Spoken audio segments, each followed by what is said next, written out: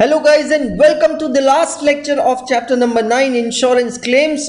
So my dear friends, जो मेरा last lecture था that is lecture number 4 जिसकी summary आपके screen पे है. सबसे पहले before I start this lecture number 5, I would like to thank you all from the core of my heart for your wonderful feedbacks on lecture number 4.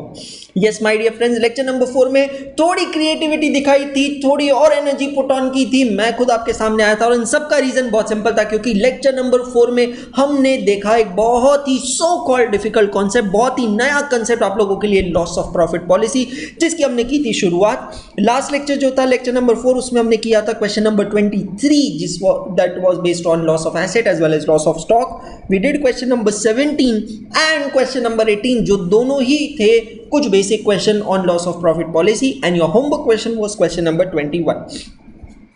Last lecture में मैंने आपसे कहा था कि आज का ये जो लेक्चर होने वाला है दोस्तों हमारा, दैट इज लेक्चर नंबर 5, ये बहुत ही रोलर कोस्टर लेक्चर होने वाला है बिकॉज इस लेक्चर में हम देखने वाले हैं लॉस ऑफ प्रॉफिट पॉलिसी के सुपर एडवांस्ड प्रॉब्लम्स, जहां हो सकता है कि आप थोड़ा घूम जाए. तो मैं फिर से कह रहा हूं कि कमजोर दिल वाले जरा बच के रहिएगा, और जिसकी प्रिपरेशन कम है, मतलब जो लेक्चर नंबर 4 तक कॉन्फिडेंट नहीं है, वो आगे बढ़ने से पहले, मतलब ये लेक्चर देखने से पहले, first you get confident about all the contents, all the questions that we did till lecture number 4, और फिर हम आगे बढ़ सकते हैं. So दोस्तों सबसे पहले आज के लेक्चर को स्टार्ट करते हैं. हम चेक करते हैं हमारा होमवर्क क्वेश्चन नंबर 21 जो आपका होमवर्क था, that was from ICAI module, chapter number 10 of ICAI module, practical question number 5, correct?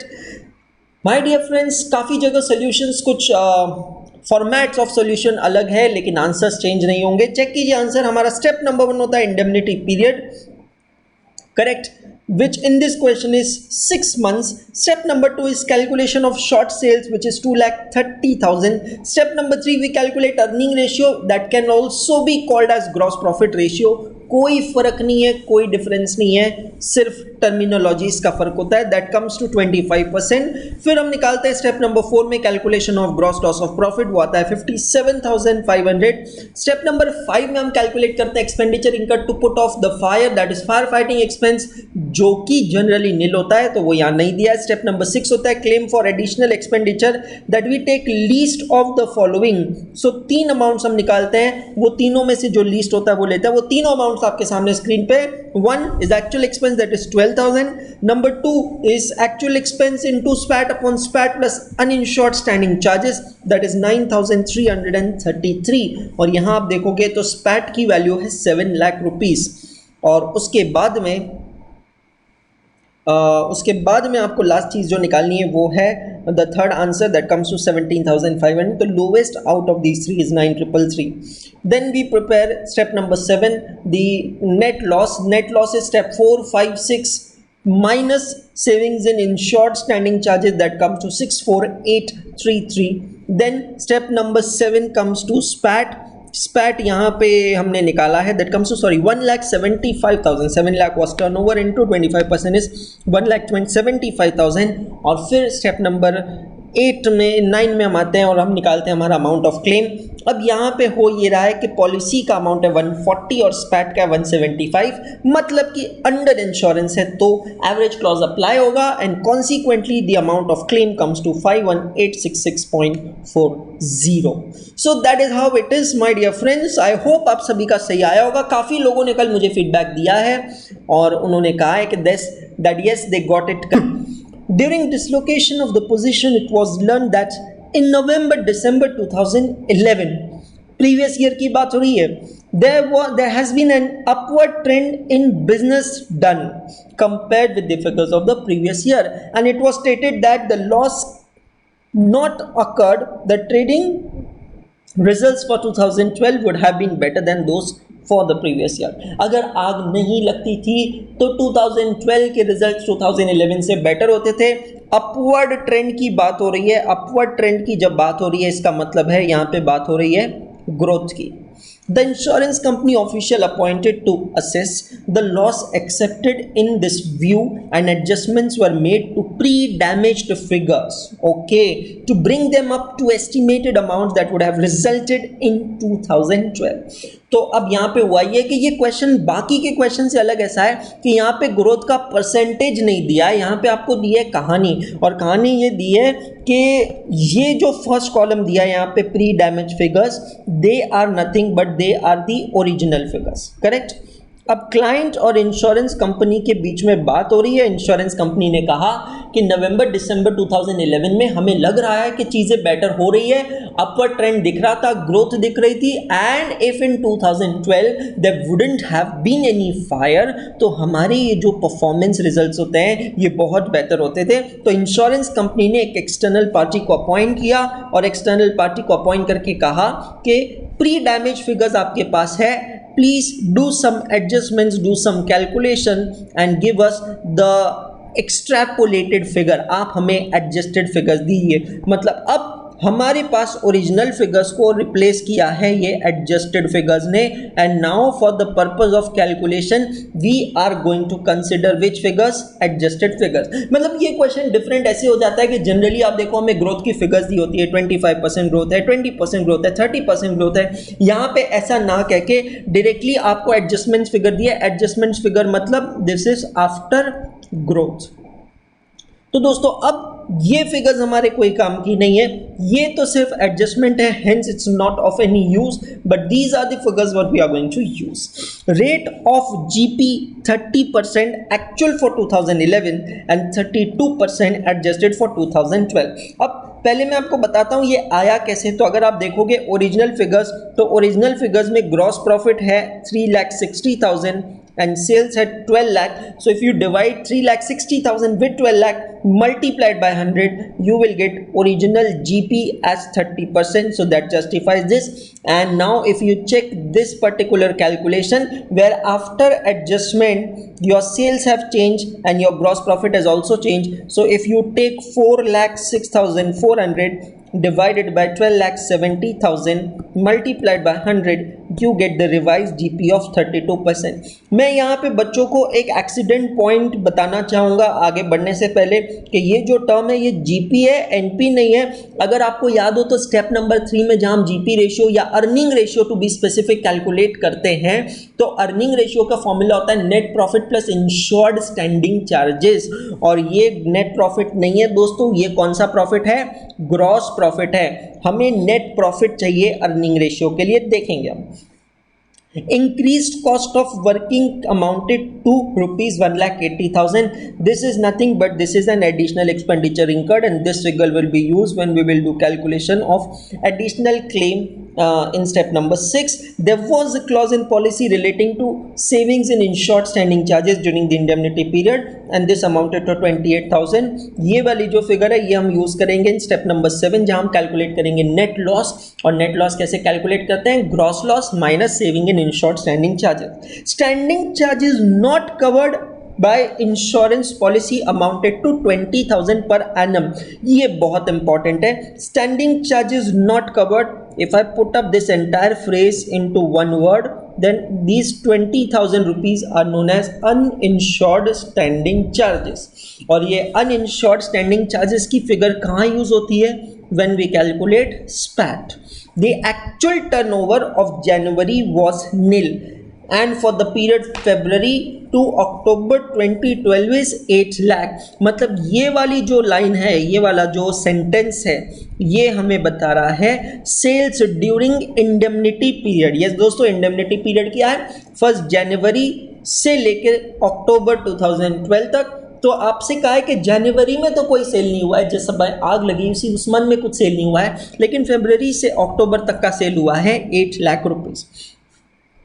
तो क्वेश्चन पूरा इस तरीके से डिजाइन किया गया है, कुछ बेसिक चीजें हैं नहीं, बाकी तो ऐसा कुछ नया नहीं है इस क्वेश्चन में। इसको देखते हैं, समझते हैं, स्टार्ट करते हैं। So come to your registers, write down question 20/AAA/9.13।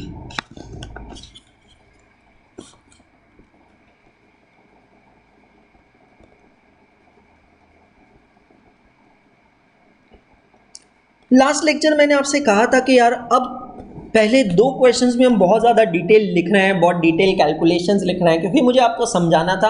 और अब जब आप सब कुछ समझ चुके हो तो अब हमें फोकस करना है कि हम लिमिटेड टाइम में, एग्जामिनेशन कंडीशंस में लिमिटेड टाइम में कैसे क्वेश्चंस को सॉल्व कर सकते हैं, करेक्ट। तो सबसे पहले मैं यहां लिखता हूं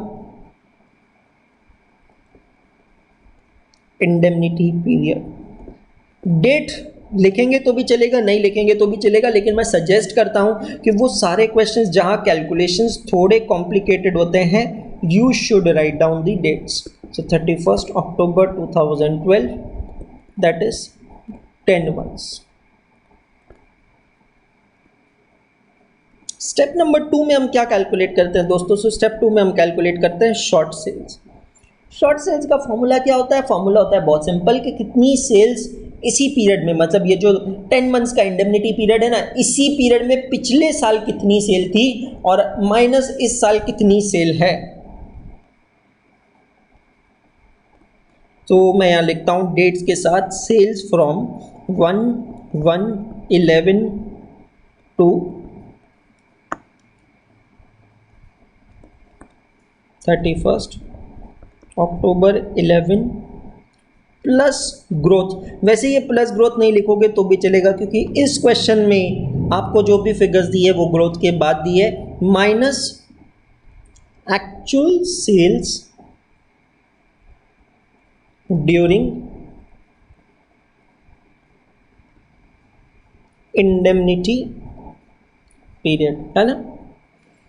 तो दोस्तों क्वेश्चन में अगर हम आते हैं, तो अगर आप ये पॉइंट सी की तरफ थोड़ा ध्यान देंगे तो पॉइंट सी में दिखा है the turnover for the period from 1 January 2011 to 31 October 2011 the year preceding the loss was ₹10 lakh. लेकिन ये जो पॉइंट नंबर सी में 10 लाख रुपीस की ये जो फिगर लिखी है ना, this is pre adjustment figure, और हमें, जैसा मैंने आपको समझाया है, हमें सारे कैलकुलेशंस अब करना है पोस्ट एडजस्टमेंट फिगर के। तो आप कहोगे सर ये 10 लाख रुपीस इस टेबल में कहाँ रिफ्लेक्ट हो रहा है? तो प्लीज चेक कीजिए, ये रहा वो 10 लाख रुपीस के फिगर यहाँ रिफ्लेक्ट हो रहे हैं।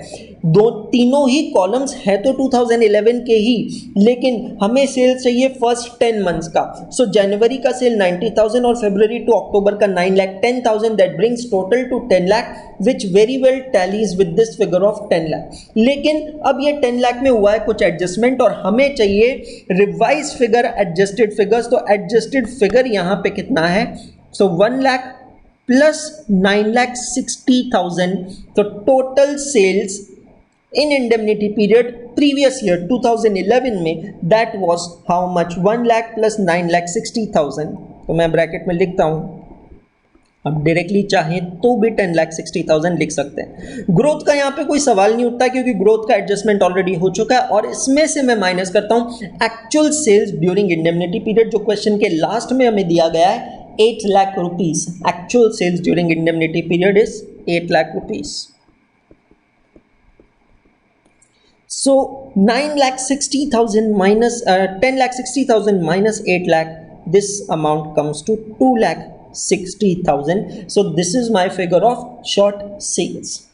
Now we come to step number 3. In step number 3 we calculate earning ratio. As I've told you, you can even use the term GP ratio, but उसमें कुछ एडजस्टमेंट करना पड़ता है। अर्निंग रेशियो का फॉर्मूला है net profit plus insured standing charges whole divided by turnover multiplied by 100. We are calculating earning ratio for 2011, correct? अब ये 2011 का अर्निंग रेशियो निकालने के लिए सबसे पहले मुझे निकालनी पड़ेगी फिगर ये नेट प्रॉफिट की। अब क्वेश्चन में अगर आप देखोगे तो आपको क्वेश्चन में दिया है gross profit, adjusted gross profit. दोस्तों इस फिगर की बात कर रहा हूं 4,06,400 की, ये है ग्रॉस प्रॉफिट, और मुझे क्या चाहिए? Net profit. तो कैसे निकालता हूं? तो मैं यहाँ थोड़ी आपको यहाँ समझाना चाहूंगा। Net profit is equal to gross profit minus total standing charges. Standing charges का मतलब मैंने आपको लास्ट लेक्चर में बताया था, इट इज फिक्स कॉस्ट, और टोटल स्टैंडिंग चार्जेस का मतलब होता है insured standing charges plus uninsured standing charges, correct. तो ये इस तरीके से मुझे यहाँ पे कैलकुलेशन करना पड़ेगा। तो मैं यहाँ एक ब्रैकेट बनाता हूँ, ब्रैकेट में सबसे पहले मैं लिखता हूँ ग्रॉस प्रॉफिट 4,06,400, 6400। अब ये पूरा क्वेश्चन हमने पढ़ा है, इस पूरे क्वेश्चन में कहीं पे भी इस चीज का जिक्र नहीं हुआ है, and that is insured standing charges. Nothing is given about this, no mention is done in the entire question about insured standing charges. और जब इसके बारे में कुछ नहीं दिया है तो क्लियर कट इंडिकेशन है, ये अजम्पशन नहीं कहूँगा, इंडिकेशन है कि इंश्योर्ड स्टैंडिंग चार्जेस है बिल्कुल जीरो। तो 4,06,400 में से इंश्योर्ड स्टैंडिंग चार्जेस तो हो गए -0, लेकिन अनइंश्योर्ड स्टैंडिंग चार्जेस क्वेश्चन की सेकेंड लास्ट लाइन में दिया है 20,000, वो हमें यहाँ से माइनस करना पड़ेगा 20,000। So again I repeat, formula of net profit is gross profit minus total standing charges, and total standing charges means insured as well as uninsured। तो insured है 0, uninsured है 20,000, उसको डिडक्ट किया, प्लस इसमें ऐड करना होता है इंश्योर्ड स्टैंडिंग चार्जेस जो कि है 0, तो कुछ ऐड नहीं करना है, बट समझ में आना चाहिए, प्रोसीजर है, तो हमने लिखा है and this whole is divided by turnover. Again अब टर्नओवर कौन सा लेंगे, एडजस्टेड टर्नओवर, और टोटल एडजस्टेड टर्नओवर देखो दोस्तों कितना है, 12,70,000। And now I multiply this entire calculation with 100. So 4,06,400 minus 20,000, ये तो orally भी किया जा सकता है, that is 3,86,400 divided by 12,70,000 multiplied by 100, तो आपको मिलेगा अर्निंग रेशियो एज 30.42%। करेक्ट। आप 4.2 के बाद देख रहे हो 5 है, तो कुछ लोग 4.3 लेंगे, कुछ लोग 4.2 ही रखेंगे। एक और मिडवे है कि आप थर्ड डेसिमल तक जा सकते हो, तो मैं थोड़ा सेफ होने के लिए यहाँ लिखता हूँ 30.425%। सर ऐसा चलता है? हाँ बिल्कुल चलता है। 4.2 लिखोगे तो भी चलेगा, 4.3 लिखोगे तो भी चलेगा, 4.25 लिखते हो तो भी चलेगा। Minute rounding off difference is absolutely permissible under materiality concept. Step number 1, 2, 3 हुआ। अब हम आते हैं स्टेप नंबर 4 की तरफ। स्टेप नंबर 4 कहता है gross loss of profit. So gross loss of profit हम कैसे निकालते हैं, that is equal to short sales multiplied by earning ratio. So short sales we calculated as 2,60,000 multiplied by 30.425%. If you are going ahead with 4.3, then do calculation in 4.3. 2,60,000 multiplied by 30.425%, that comes to 79,105.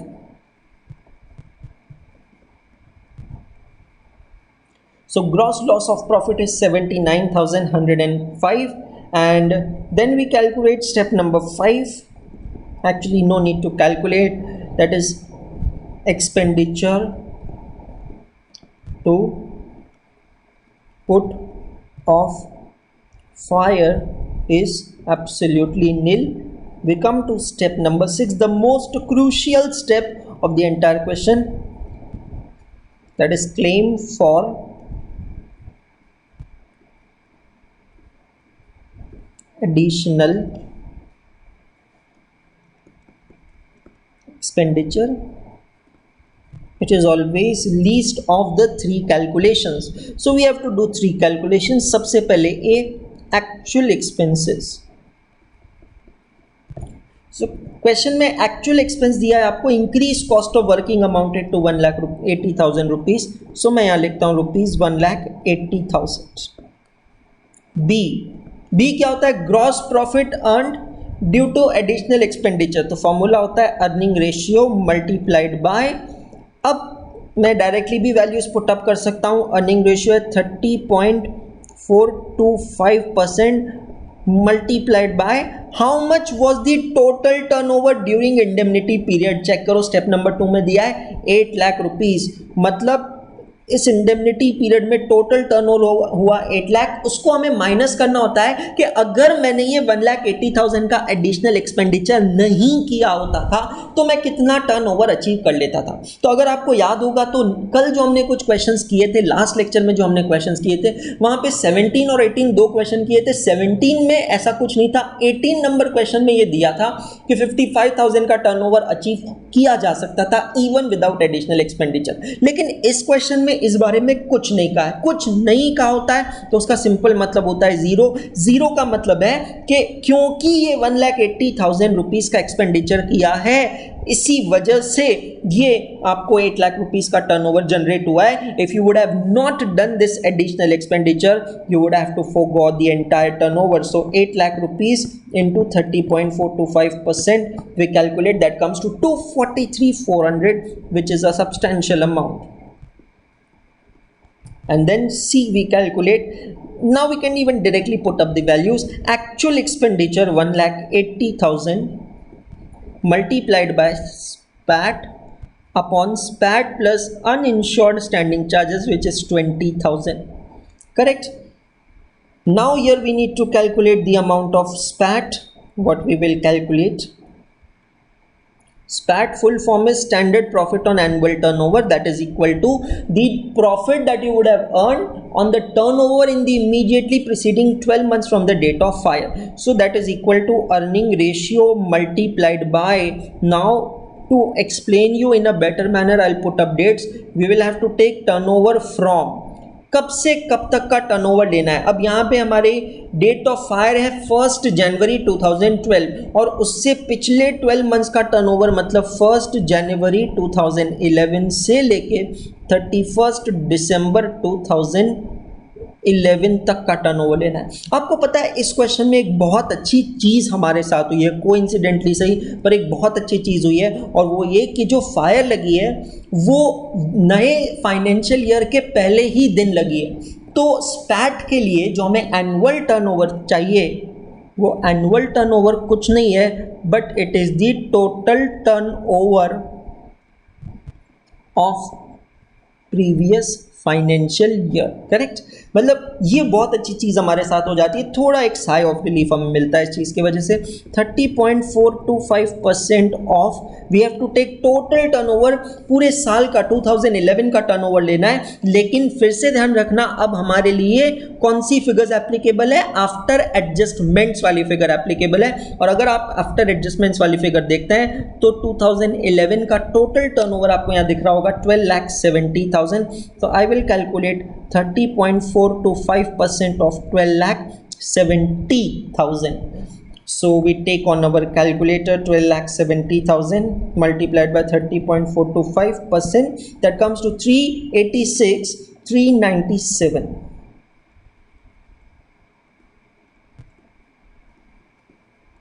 And now this 386,397 is substituted over here.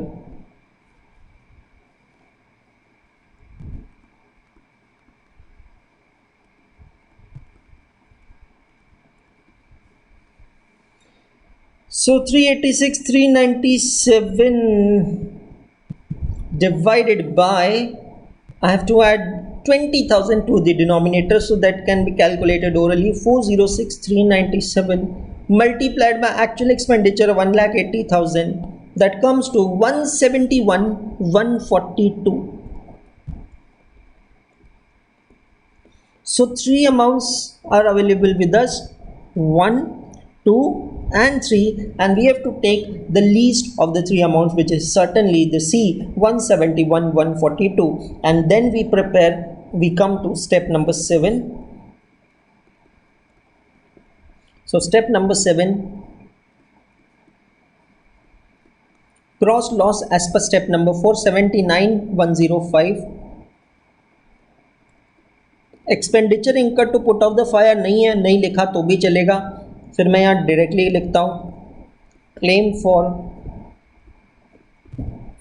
Additional expense 171,142, और इसमें से मैं minus करता हूँ savings in insured standing charges. और question में check कीजिए, आपको यहाँ पे दिया है that savings in insured standing charges during indemnity period, and this amounted to rupees 28,000.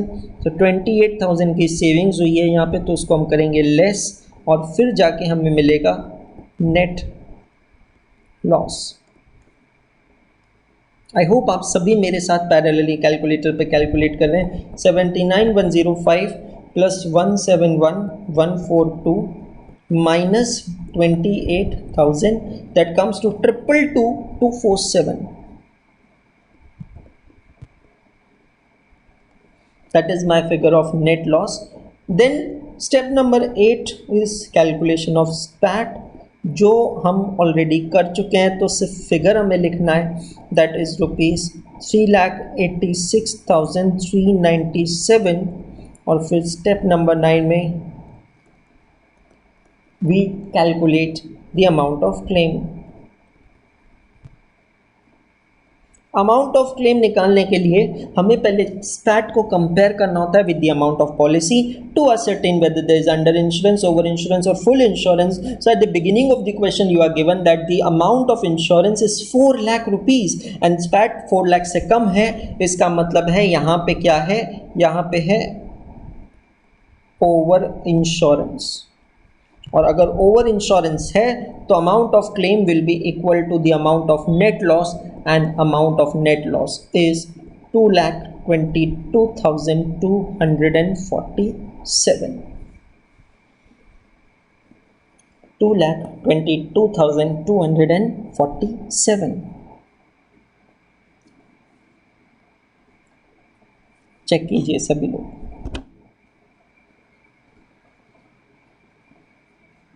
तो आई होप आपको ये क्वेश्चन समझ में आया होगा. वैसे ये क्वेश्चन इजी था और ऑनेस्टली स्पीकिंग मैं मेरी तरफ से पूरी कोशिश कर रहा हूँ. I am trying my level best to make things as simplified and as easy as I can. Correct, but you have to compulsory keep the last 3 questions what we are going to do in today's lecture as star mark questions to be revised. Actually revised means to be solved whenever you do revision of group 1 accounting. Correct. So now my dear friends, come to your registers and write down the page number of your register where you've solved this question in your register. Question number 20.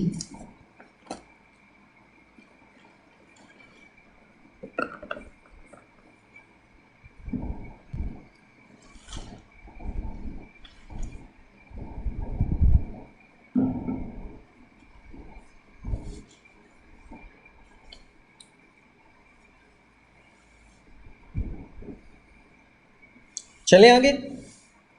Okay, सो अब 20 के बाद हम आते हैं पहले 22 पे.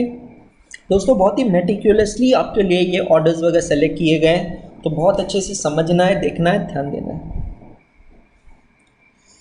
Correct, चलें आगे, करें start. Question number 22. Mona Lisa and Company runs plastic goods shop. Following details are available from quarterly sales tax return filed. Quarterly means what? 3 months. A quarter comprises of how many months? 3 months. Sales tax return filed. So you are given data of each quarter of last 4 years, 2009, 10, 11 and 12. So quarter 1 is January to March, 2 is April to June, 3rd is July to September and 4th is October to December. And then at last you are given a total column. Total column means of the full year. Now besides that you are also given some other data.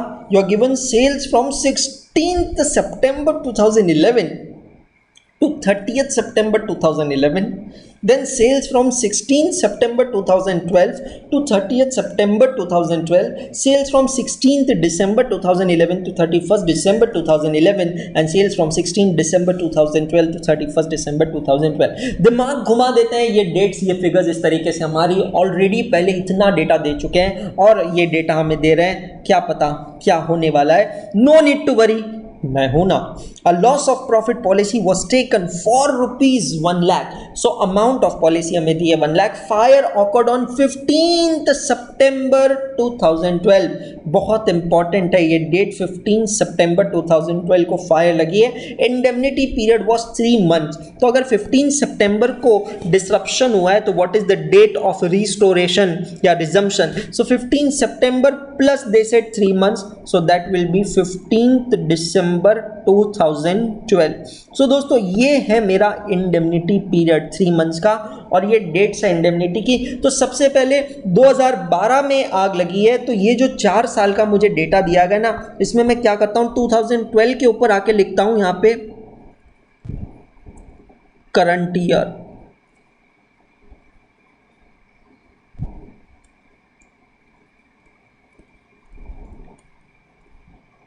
फिर अगर 2012 current year है तो 9, 10 और 11 क्या हो जाएंगे, previous years हो जाएंगे। अब दिमाग में आ रहा होगा इस सवाल के प्रीवियस ईयर का डेटा दिया क्यों है, तो नीचे की 2 लाइंस पहले पढ़ लेते हैं और फिर दिमाग में उठे सारे सवालों का जवाब ढूंढने की कोशिश करते हैं। इंडेमनिटी पीरियड वाज 3 मंथ्स, तो 15 सितंबर को फायर लगी है, 15 दिसंबर तक इंडेमनिटी पीरियड रहा। Net profit was ₹1,20,000। सर्टेनली ये नेट प्रॉफिट कब का होगा, लास्ट ईयर का ही होगा। And standing charges all insured amounted to 43,990। मतलब कहना है say over here that uninsured standing charges are absolutely zero. So आपको पिछले साल का नेट प्रॉफिट दिया है, पिछले साल का इंश्योर्ड स्टैंडिंग चार्जेस दिया है, ये हमें काम आएगा when we will do calculation of earning ratio, determine the amount of insurance claim. Very good, question बहुत क्लियर है, बहुत सिंपल है, आपके सामने है। लेकिन क्वेश्चन में कहीं पे भी दोस्तों एक जो चीज समझने वाली बात है वो ये है कि क्वेश्चन में कहीं पे भी ग्रोथ दिया नहीं है। और दूसरी चीज जो समझ में नहीं आ रही है that why they have given the data of 2009, 10 and 11। I mean ये 3 साल का डेटा देने की जरूरत कहाँ थी जब फायर लगी है 2012 में। तो कहीं इन दोनों क्वेश्चन मार्क के बीच में कोई नेक्सस, कोई रिलेशनशिप तो नहीं है। तो पता करने की कोशिश करते हैं। तो कैसे पता करने की कोशिश करते हैं, तो ये जो आपको टोटल सेल्स दिए गए हैं, ये जो सेल्स दिए गए हैं ये क्वार्टरली दिए गए हैं। और मैं क्या करता हूँ, आप भी मेरे साथ कीजिए, यहाँ इनके नीचे आके एक लाइन ड्रॉ कर देते हैं। तो ये जो लाइन है ना दोस्तों, ये क्या हो गए, एनुअल सेल्स की लाइन हो गई।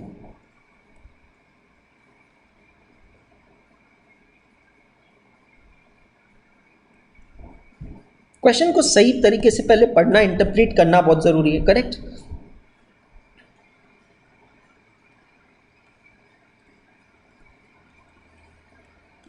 सो ग्रोथ अगर दी नहीं है और अगर 3 साल का पास्ट डेटा दिया है, मतलब क्वेश्चन चाहता है कि हम कुछ तो एनालाइज करें। और वो कुछ एनालाइज मतलब हमें क्या करना है, ग्रोथ के बारे में करना है। तो अगर आप देखेंगे तो 2009 का टोटल सेल है 6,20,000, इजंट इट। एंड 2010 का टोटल सेल है 7,13,000।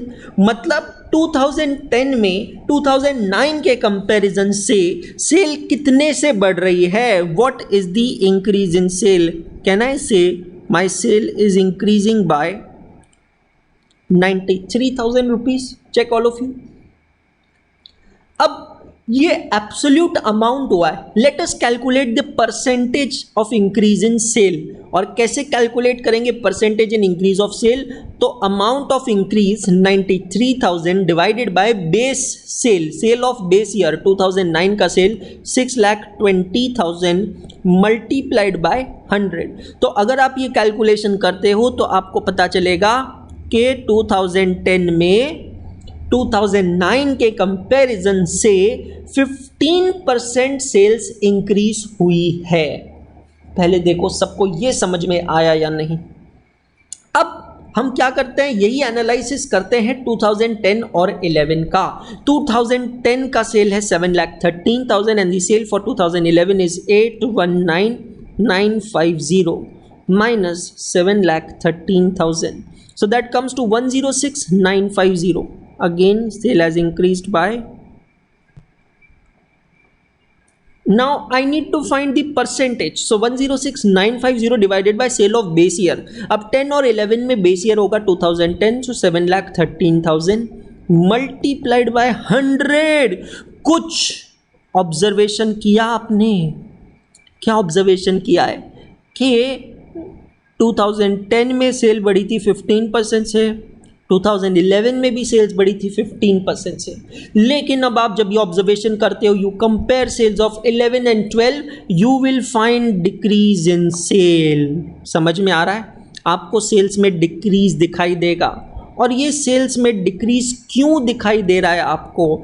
Y there is reduction in sales in 2012 and this reduction is because there was fire. इसका मतलब क्या मैं कह सकता हूं कि अगर 2012 में फायर नहीं लगती थी तो दोस्तों 2012 में भी हमारी सेल 15% से बढ़ती थी। हैव यू अंडरस्टूड और नॉट? माय डियर फ्रेंड्स, ये data, why are we given data of 2009, 10 and 2011 is to find out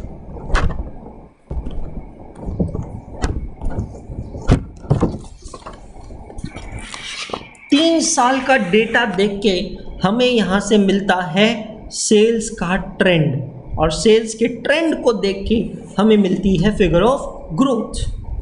सो ये पूरे क्वेश्चन में सबसे इंपॉर्टेंट चीज ये है 15% फिगर फाइंड आउट करना। तो दोस्तों एग्जाम में अगर क्वेश्चन आता है ना, तो आपको सस्पिशियस होना चाहिए। अगर मल्टीपल ईयर का डेटा दिया है तो फिर आपको ये सोचना चाहिए, सोचने वाली बात है दोस्तों कि वो डेटा क्यों दिया है, और शायद वहां से आपको ग्रोथ की फिगर मिलेगी। करेक्ट? तो काफी क्वेश्चन हमारा क्रैक हो चुका है। आते हैं, करते हैं solve question 22/AAA/9.14।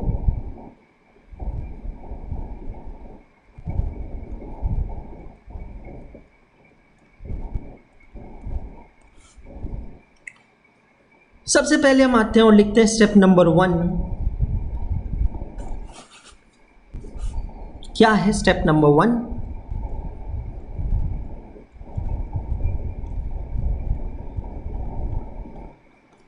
Indemnity period. What is the indemnity period? हमने यहां लिखा है 15 सितंबर से 31 दिसंबर।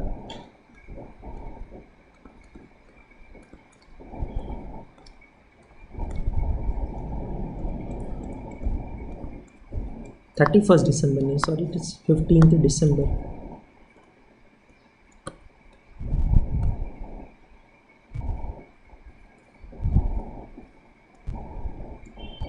जब सही हो जाएगा तब हटा देंगे। That's equal to how many months? 3 months. Okay, now we come to step number 2। Step number 2 में हम क्या कैलकुलेट करते हैं? We calculate short sales.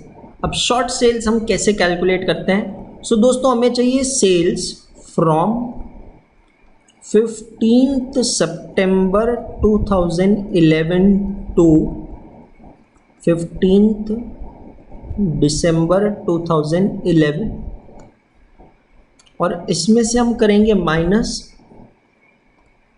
नहीं, पहले हमको यहाँ ऐड करना पड़ेगा। क्या ऐड करना पड़ेगा? Growth. Just a minute, let me collapse this app and restart.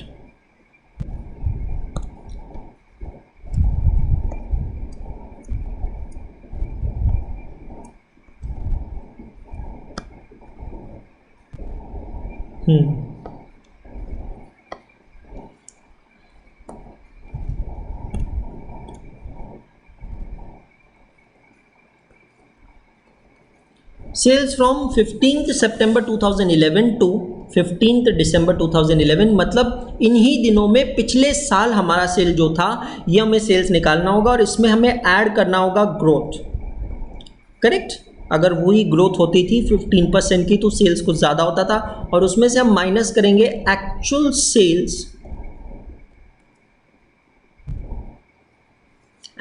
Sales during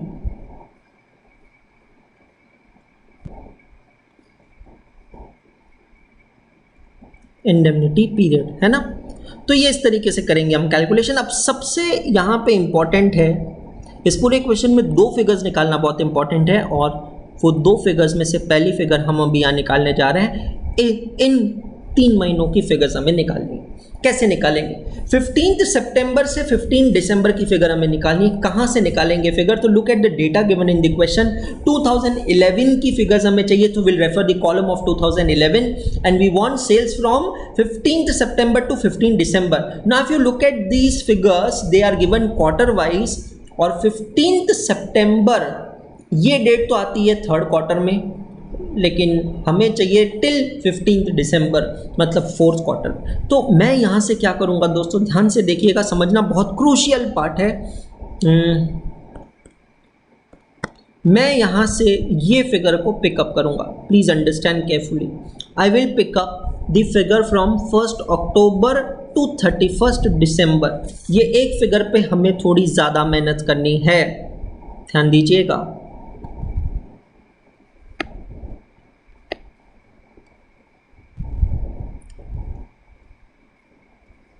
sales from 1 October 2011 to 31 December 2011, है ना। ये फिगर मैं पिकअप करता हूँ, ग्रीन कलर से हाईलाइट किया। How much is that figure? That comes to 1,90,000। अच्छे से समझिएगा। अब ये जो 1,90,000 है, ये सेल है 1 अक्टूबर से, लेकिन मुझे कब से चाहिए? मुझे और 15 दिन पहले जाना है, मतलब मुझे ये सेल्स कब से चाहिए? 15 सितंबर से चाहिए। तो मुझे यहाँ पे क्या करना पड़ेगा? ऐड करना पड़ेगा। क्या ऐड करना पड़ेगा? पिछले 15 दिनों का सेल। पिछले 15 दिनों का सेल मतलब 16 सितंबर 2011 से लेके 30 सितंबर 2011 तक मेरे कितने सेल्स हुए थे लास्ट ईयर में, ये फिगर मुझे चाहिए। तो अगर आप यहाँ नीचे टेबल रेफर करते हैं तो ये फिगर आपको मिल जाएगी। चेक कीजिए, 34,000 सेल्स फ्रॉम 16 सितंबर टू 30 सितंबर। वो 15 दिनों का सेल्स आपको अलग से दिया है जो हमें चाहिए। तो वो 34,000 मैं इसमें क्या करूँगा? ऐड करूँगा। सो अगर अब ये 34,000 इसमें ऐड कर दिया ना, तो अब ये मुझे सेल्स कब से कब तक की मिल गई है? These are sales from 16 September 2011 to 31 December 2011। लेकिन मुझे चाहिए कब तक? मुझे चाहिए सिर्फ 15 दिसंबर तक। तो मुझे यहाँ क्या करना पड़ेगा? सब्सट्रैक्ट करना पड़ेगा लास्ट के 15 दिनों का sales. Last 15 days sales is to be subtracted. So last 15 days means from 16 December 2011 to 31 December 2011, है ना। तो वो लास्ट के दिनों का सेल्स भी देखो, आप क्वेश्चन में आपको दिया है, दैट इज 60,000 रुपीज़। तो ये 60,000 रुपीज़ जो सेल है, ये है लास्ट के 15 दिनों का। उसको मैं यहाँ से कर दूंगा माइनस। तो अगर मैंने ये माइनस कर दिया ना, तो जाके दोस्तों मुझे मिल जाएगी वो फिगर जिसकी मुझे ज़रूरत है। सो 1,90,000 प्लस 34,000 माइनस 60,000,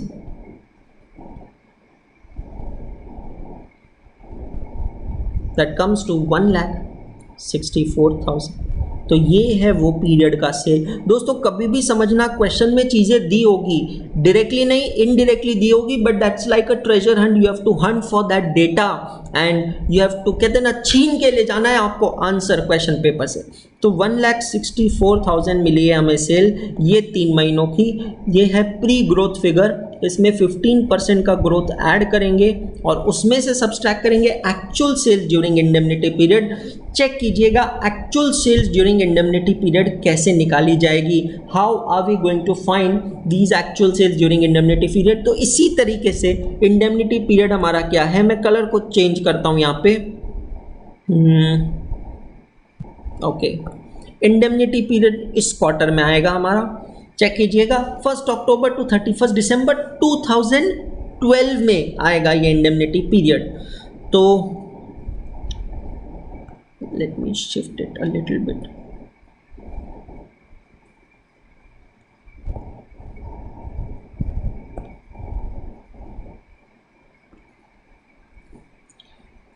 सो यहाँ पे ये फिगर है 1,48,000। डेट्स मैं सिर्फ ईयर चेंज नहीं कर रहा हूँ, डेट सेम रख रहा हूँ।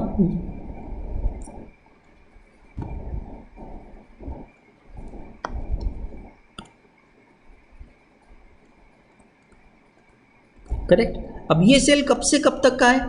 This is sale from 1 October 2012 to 31 December 2012। अब इसमें मुझे वापस क्या करना है? पहले 15 दिनों का सेल ऐड करना है ना। तो पहले 15 दिनों का सेल मुझे कहाँ पे मिलेगा? ये देखिए आपको दिया है, सेल्स फ्रॉम 16 सितंबर टू 30 सितंबर इज नील। तो ये पहले 15 दिनों का सेल है, इसको मैं यहाँ ऐड करता हूँ 0। 16 सितंबर 12 टू 30 सितंबर 12, और लास्ट के जो 15 दिन है उसका सेल लेस करूंगा, क्योंकि मुझे चाहिए सिर्फ 15 दिसंबर तक। तो 16 दिसंबर 2012 से लेके 31 दिसंबर 2012 तक के सेल्स को मैं माइनस करता हूं यहाँ से, और वो फिगर भी मुझे इस क्वेश्चन में दी है 20,000 रुपीज़। उसको मैं करता हूँ लेस, तो ये फिगर जाके मुझे मिलेगी 1,28,000। चेक कीजिए, मतलब ये वो दूसरी इंपॉर्टेंट फिगर है जो इस क्वेश्चन में हमें निकालना है, कुछ नहीं है, सेल्स से मैनिपुलेशन किया गया है यहाँ पे। So 1,64,000 is the sale of the previous year plus 15% minus 1,28,000 is the actual sales during indemnity period and this will give us the total figure of short sales.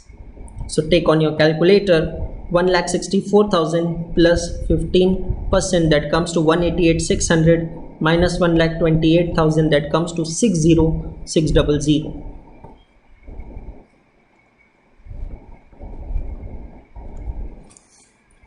Rupees 60,600.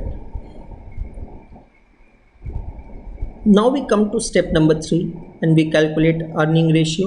Earning ratio is equal to net profit. पिछले साल का net profit देखिए आपको दिया है question में, how much is the net profit of the previous year? 1,20,000 plus insured standing charges is total charges he insured है 43,990. So 1,20,000 plus 43,990.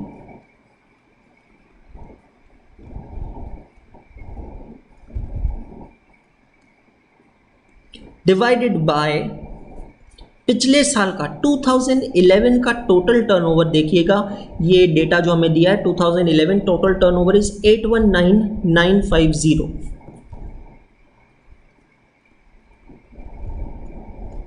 Multiplied by 100. Take on your calculator and you get answer as 20%.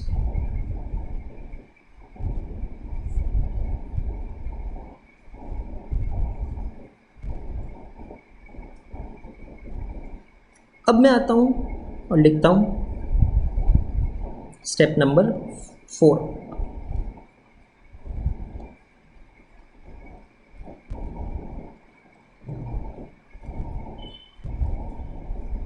that is equal to short sales multiplied by earning ratio 20%.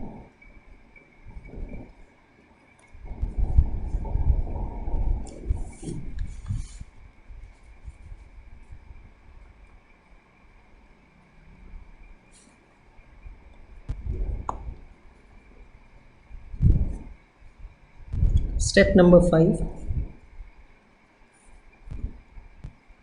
expenditure to put off fire meal. इस question की पता है सबसे खास बात क्या है, जिसे जान के आप सब लोग खुश हो जाएंगे.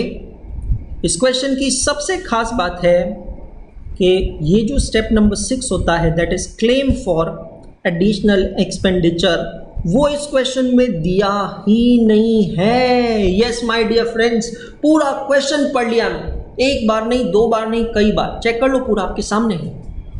यस, कहीं पे भी इस पूरे क्वेश्चन में एडिशनल एक्सपेंडिचर के बारे में नहीं दिया है, मतलब वो भी रहेगा नील. बहुत अच्छी चीज़ हो गई है, बहुत समय बच गया हमारा.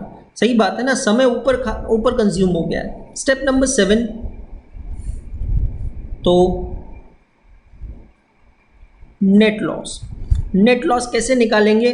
तो स्टेप नंबर 4 के हिसाब से ग्रॉस लॉस होता है 12,120 minus saving in insured standing charges दिया है यहाँ पे आपको? नहीं, वो नहीं दिया है, मतलब ग्रॉस लॉस ही मेरा नेट लॉस है. तो ये भी एक सिंगल लाइन में काम हो गया.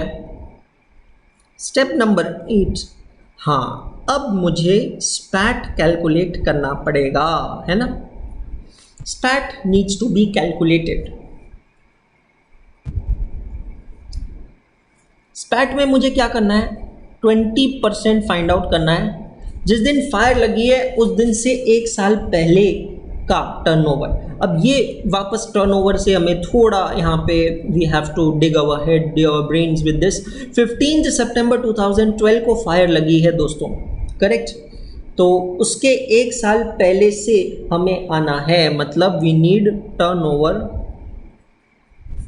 फ्रॉम 16 सितंबर 2011 टू 15 सितंबर 2012। अगर अभी तक का क्वेश्चन जितना मैंने समझाया अच्छे से समझ में आया है और डेटा अगर आपके रीच में है तो ये फिगर निकालना आपके लिए बहुत ही आसान होगा। 20% हमें निकालना है इस पूरे टर्नओवर का। टर्नओवर कब से कब तक चाहिए? 16 सितंबर 2011 से लेके 15 सितंबर 2012 तक का सब कुछ हमारे सामने है। कोई ज़रूरत नहीं है डरने की, सिर्फ एक एक फिगर पिकअप करते चलो, समझते चलो, बढ़ते चलो। ठीक है, सब मेरे साथ हैं, मैं उम्मीद कर रहा हूं। सबसे पहले मैं क्या करूंगा, 16 सितंबर 2011 से 30 सितंबर ये 15 दिनों की फिगर लेता हूं, 34,000 रुपीज़, और इसको मैं यहाँ ब्रैकेट में लिखता हूं। तो मैं आ गया हूं अब 30 सितंबर तक मैंने सेल्स ले लिया है, कोई प्रॉब्लम नहीं है। अब मुझे सेल्स चाहिए कब का? अक्टूबर, नवंबर, दिसंबर, पूरा दिसंबर 2011 दिसंबर एंड तक। ये देखिए टिक मार्क की है मैंने फिगर। ये मुझे सेल टैक्स रिटर्न से मिल जाएगा लास्ट ईयर के 1,90,000 रुपीज़। ये मैं इसमें ऐड करता हूँ, चेक करो। तो ये जब 1,90,000 मैंने यहाँ ऐड कर दिया, तो अगर आप चाहो तो खुद के लिए इसके नीचे लिख सकते हो ना कौन सा सेल कब से कब तक का है। वैसे इतनी ज़रूरत नहीं है, बट स्टिल फॉर दो स्टूडेंट्स हु फील नेसेसरी।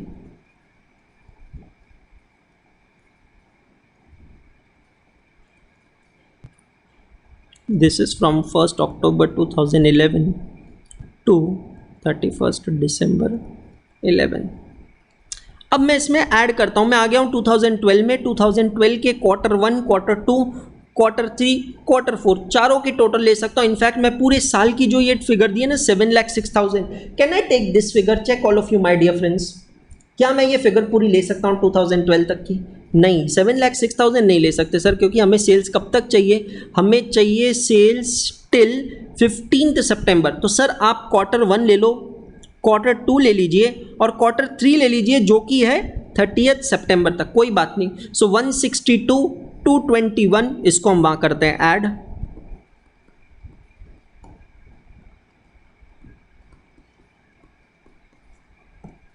तो इसको मैं लिखता हूँ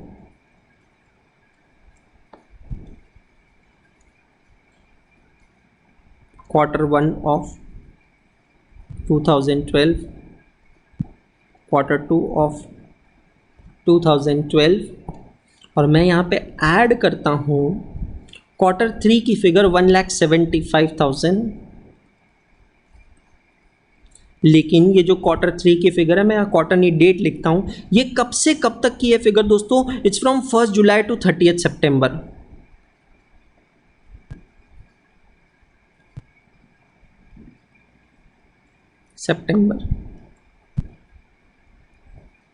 लेकिन मुझे ये सेल्स कब से कब तक की चाहिए? मुझे ये सेल्स चाहिए टिल 15 सितंबर, मतलब लास्ट के 15 दिनों की सेल्स मुझे यहाँ से माइनस करनी पड़ेगी, है ना। थोड़ा उसको शिफ्ट कर रहा हूँ, मेरे पास जगह नहीं है। और मैं जो ये कर रहा हूँ, प्लीज़ घर पे आप करने की कोशिश ना कीजिए, नहीं तो प्रॉब्लम कर बैठेंगे। सो लास्ट के 15 दिनों की सेल्स मुझे माइनस करनी है, मतलब कब से कब तक की सेल्स मुझे यहाँ पे डिडक्ट करना है दोस्तों। I have to deduct sales from 16 September 2012 to 30 September 2012। ज़रा चेक कीजिए आपका क्वेश्चन और try to find out this figure. 16 September 2012 to 30 September 2012 का सेल्स है नील, 0, और मैं ये ब्रैकेट को करता हूँ क्लोज। इस ब्रैकेट को क्लोज करने के बाद एक चीज़ और करना ना भूले कि ये जो सेल है ना, ये सेल है प्री ग्रोथ, इसमें 15% ऐड होगा। लेकिन मैं बता रहा हूँ, प्लीज़ लिखना मत, मेरी बात ध्यान से सुनना। अभी जहाँ मैंने 15% लिखा है ना, अगर वहाँ पे आपने 15% लिखा तो आपका ये क्वेश्चन गलत हो जाएगा। पता है क्यों? क्योंकि ग्रोथ कभी भी कहाँ ऐड होती है? ग्रोथ ऐड होती है प्रीवियस ईयर के सेल में। प्लीज़ ध्यान दीजिएगा, प्रीवियस ईयर का सेल मतलब मुझे सबसे पहले ये ब्रैकेट को क्लोज करना पड़ेगा 2011 पे, और उसके बाद है ये 2012 का सेल, करेक्ट। सो 34,000 प्लस 1,90,000, ये जो सेल है, ये सेल है 2011 का, और इस सेल में मुझे ऐड करना पड़ेगा पहले 15% का ग्रोथ, और फिर 2012 की सेल्स में कंसिडर करता हूँ. मतलब let me add one more step to it. So 34,000 plus 1,90,000, that becomes 2,24,000. That is the original sales of 2011, in which I will add 15% as growth. That will become 2,57,600. And now I will add the original sales of 2012 जिसमें कोई growth लेना नहीं है. 162 plus 2,21,000 plus 1,75,000, that comes to 5,58,000. और अब 558 में मैं 257,600 add करता हूँ और उसका 20% निकालता हूँ.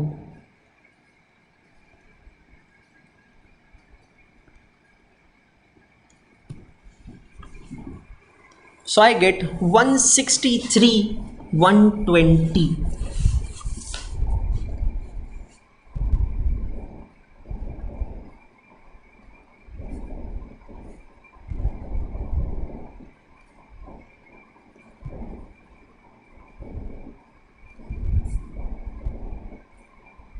अमाउंट ऑफ पॉलिसी यहाँ पे है सिर्फ 1 लाख रुपीज़. स्पैट ज़्यादा है, मतलब it is equal to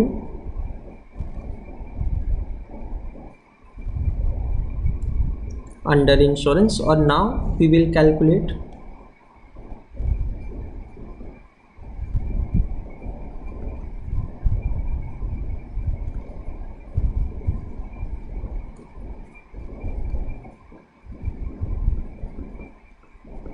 average clause use करेंगे.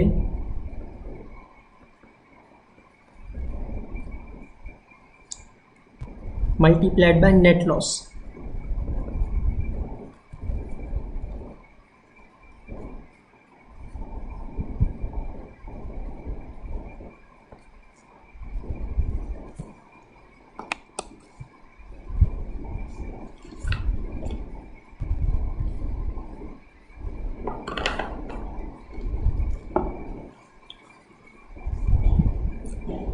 So this question is all about turnover. सिर्फ टर्नओवर का कैलकुलेशन करना है, कुछ और नहीं है यहां इस पूरे क्वेश्चन में.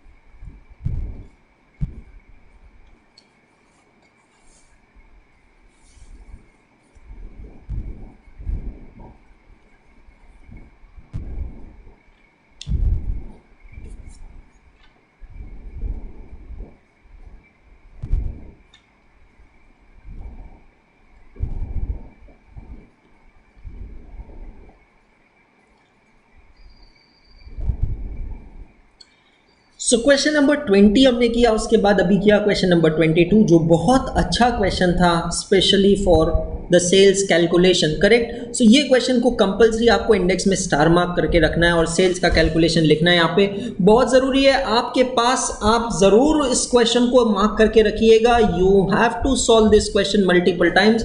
कम to your text book, write down page number of your register, give cross referencing where you solve this question in your register.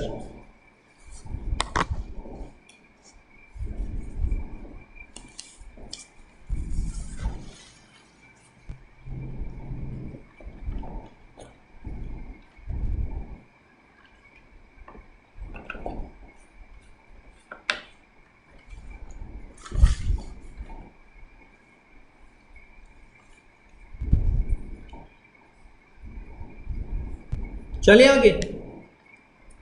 And now it's time for mega monster question. Question number 1919 इस chapter का last question, जिसके साथ हम इस chapter को करेंगे conclude. Question number 19 देखते हैं, पढ़ते हैं, क्विकली सॉल्व करते हैं. Sony limited trading and P&L account for the year ending 31 December 2019 were as follows. Trading P&L account दिया है for the year ending 31 December 2019. Okay.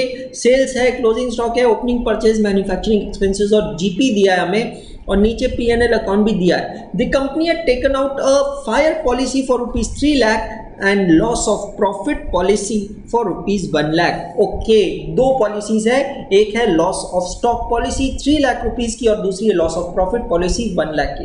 Having an indemnity period of 6 months. A fire occurred on 1 April 2020। समझिएगा, आपको जो trading PNL दिया है वो दिया है एज ऑन 31 दिसंबर 2019।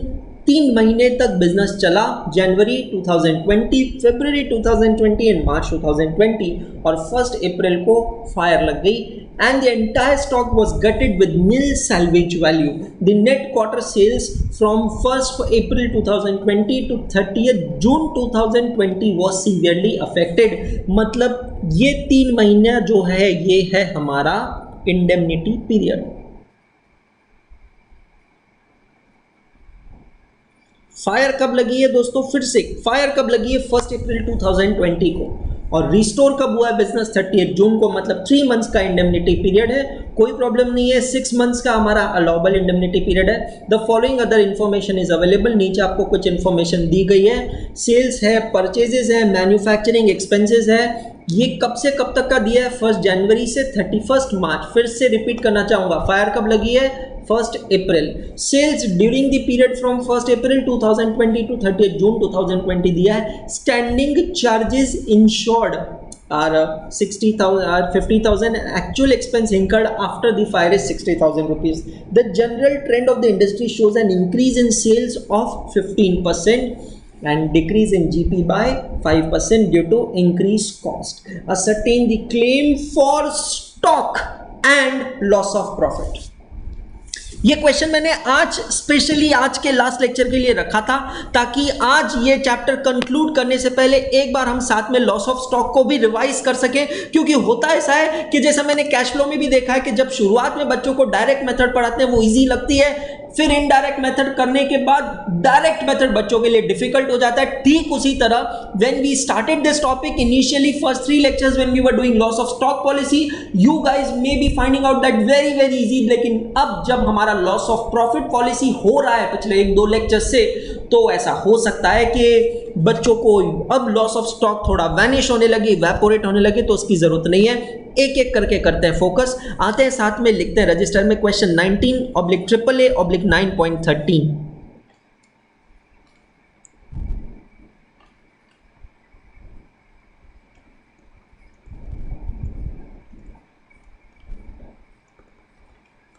और सबसे पहले यहां लिखते हैं ए,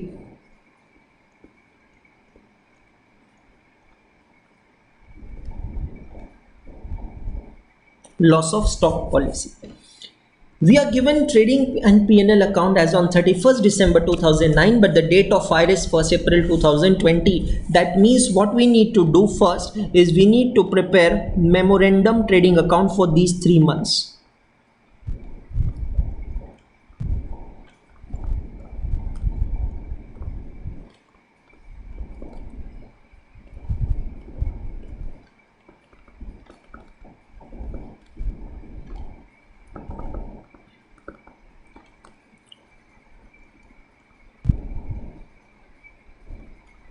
स्पीड आपको मैच करना है मेरी स्पीड के साथ, आप देख रहे हो फॉर्मेट नहीं बना है तो भी सॉल्व कर सकते हैं। Opening stock means what? So closing stock 31 दिसंबर 2019 का क्लोजिंग स्टॉक इस पीरियड का बन जाएगा ओपनिंग स्टॉक। जो भी फिगर्स हम यूज करेंगे उसे क्वेश्चन में टिक मार्क करेंगे ताकि हम बाकी फिगर्स पे फोकस कर सकें। मुझे ये 3 मंथ्स का परचेजेस चाहिए, तो नीचे अगर आप देखोगे तो आपको ये फिगर दी है 3 lakh rupees is the purchases for these 3 months.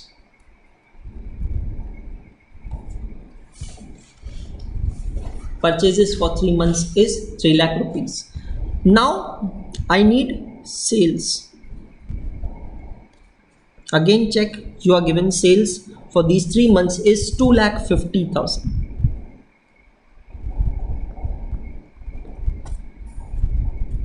What else is available? Manufacturing expenses of 3 months is 70,000.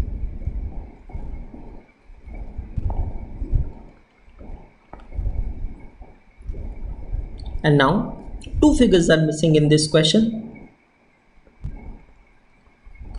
One is closing stock, ये फिगर अभी मिलेगी नहीं, ये लास्ट में मिलेगी, and another is gross profit. अगर क्लोजिंग स्टॉक की फिगर लास्ट में मिलेगी, मतलब अभी हमें फोकस किस पे करना है, ग्रॉस प्रॉफिट पे, और ग्रॉस प्रॉफिट निकालने के लिए मुझे चाहिए जीपी रेशियो पिछले साल का, मतलब 2011 का. So I need to calculate GP ratio of 2011, that is equal to gross profit 2,50,000 upon sales 10 lakh.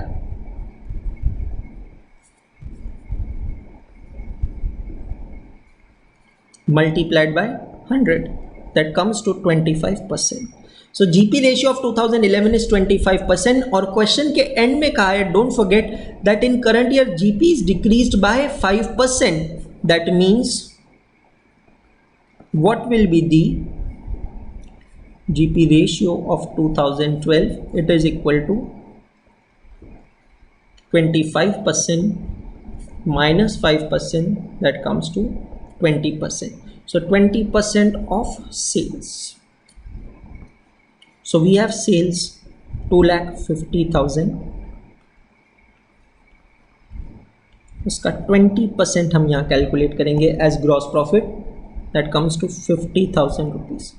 We can very well take total on the debit side of trading account, that can be taken easily orally. Write down same total on credit side, and then you get balancing figure as closing stock 2,60,000. Question में कहा है there is nil salvage value, मतलब जितने का stock था gross loss था उतने का ही नेट लॉस होगा.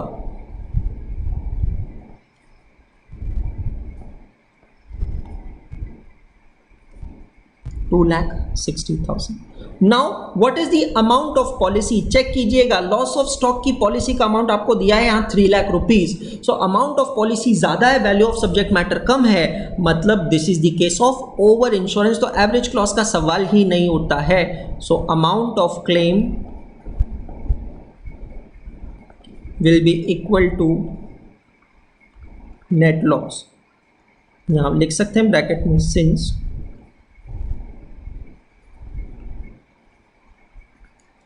and the claim amount is 2,60,000. So ये फर्स्ट पार्ट हमारा इस क्वेश्चन का यहाँ खत्म होता है, loss of stock policy. I think सभी का रिवीजन हो गया होगा आपका लॉस ऑफ स्टॉक पॉलिसी का. मैं चाहता था तो ये होमवर्क भी दे सकता था, but you know I am very good, मैं कभी होमवर्क ज़्यादा देता ही नहीं हूँ. मैं हमेशा कहता हूँ क्लास में आप सभी को कि आज मैं आपको इतने दूंगा, बट मैं देता नहीं हूँ. You know I am a very soft hearted person. चलिए, सो फर्स्ट पार्ट हमारा हो गया, इस क्वेश्चन का आंसर हमारा निकल चुका है, loss of stock policy 2,60,000. Correct. Jokes apart आगे बढ़ते हैं, और ए हो गया है, अब लिखते हैं बी.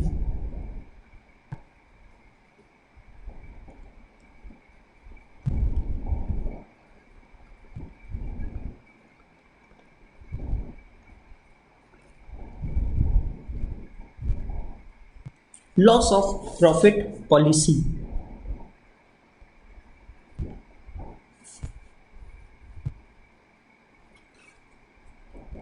स्टार्ट करते हैं हमारे स्टेप से.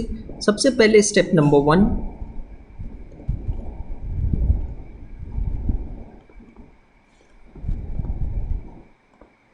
Indemnity period. Date of fire है 1 अप्रैल और डेट ऑफ रिस्टोरेशन है 30 June. So 3 months. So 1/4/2020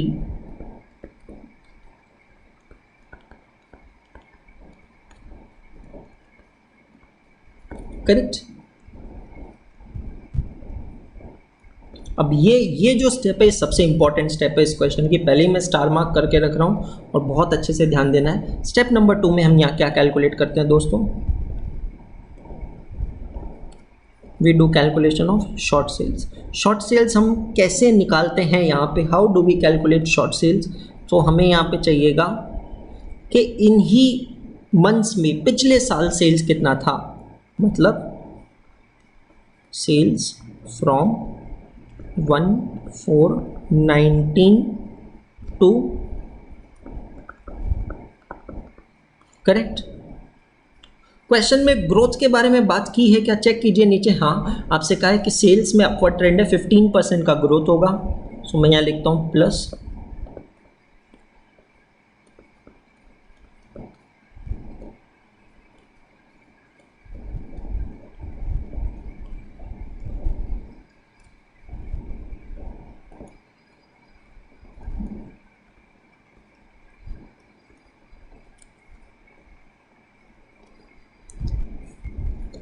correct.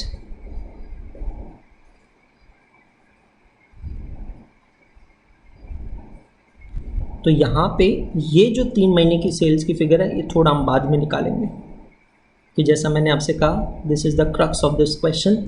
और अभी मैं चाहता हूं कि हम लोग आगे जितना आगे बढ़ सके उतना आगे बढ़ा जाए ना, और उसमें से माइनस करते हैं actual sales during indemnity period. Check कीजिएगा क्वेश्चन में what is the actual sales during indemnity period. So आपको डायरेक्टली दिया ही है, दैट इज 87,500। तो ये जो ग्रीन कलर से मैंने हाईलाइट किया है ये फिगर हम बाद में निकालेंगे, and once we get this figure we get the amount of short sales. Then comes step number 3। What is step number 3? Earning ratio. What is the formula of earning ratio? The formula is net profit plus insured standing charges divided by turnover multiplied by 100। अब ये earning ratio में कब का चाहिए? 2011 का निकालना पड़ेगा, है ना। फिर 2011 का जो भी अर्निंग रेशियो आएगा उसमें 5% डिक्रीज होगा, तो 2012 का रेशियो मिलेगा। So let's refer the trading and P&L account of 2011। Net profit given is 50,000 rupees. Insured standing charges, check कीजिए ये फिगर नीचे डायरेक्टली आपको दी है।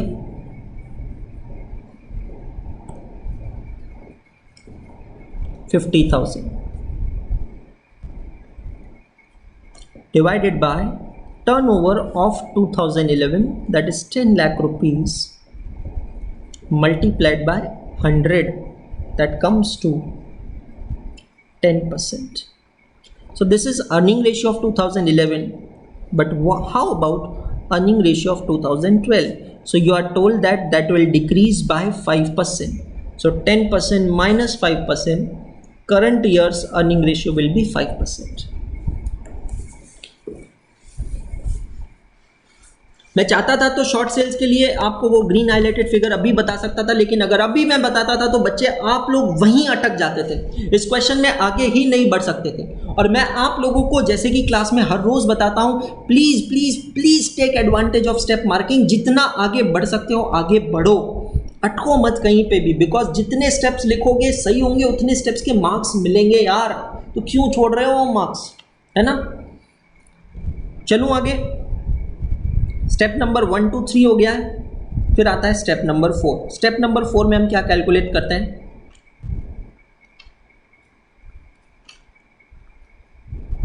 Gross loss of profit, that is equal to short sales. जो figure आएगी, अभी तक short sales की फिगर हमें मिली है क्या? नहीं मिली है। That's equal to short sales multiplied by earning ratio, that is 5%, है ना। सो जब यहाँ शॉर्ट सेल्स की फिगर मुझे मिल जाएगी, उसको कुछ तो मार्क दे के रखता हूँ, तो ये फिगर मैं एज इट इज़ यहाँ कॉपी कर लूँगा और फिर मुझे अमाउंट मिल जाएगा, ठीक है। स्टेप नंबर 5 क्या है? Step number 5 is expenditure to put off fire. नहीं दिया है मतलब नील। स्टेप नंबर 6 में यहाँ कोई रिलैक्सेशन नहीं है, कैलकुलेट करना पड़ेगा हमें। Claim for additional expenditure is equal to least of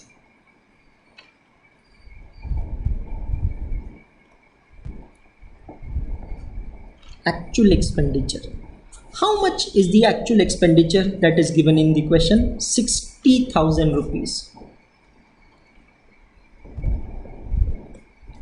B में हम क्या देखते हैं? How much is the turnover, loss in turnover avoided due to this additional expenditure? Again इस पूरे क्वेश्चन में कहीं कुछ दिया नहीं है, इसका मतलब है 5% of sales during indemnity period दिया है 87,500 और अगर ये एडिशनल एक्सपेंस नहीं करते थे तो कुछ भी टर्नओवर नहीं होता था, तो हम लेंगे 0। It was just question number 18 जहाँ पे ये अमाउंट दिया था, बाकी किसी क्वेश्चन में अभी तक ये अमाउंट दिया नहीं है। तो 87,500 का 5% होता है 4375।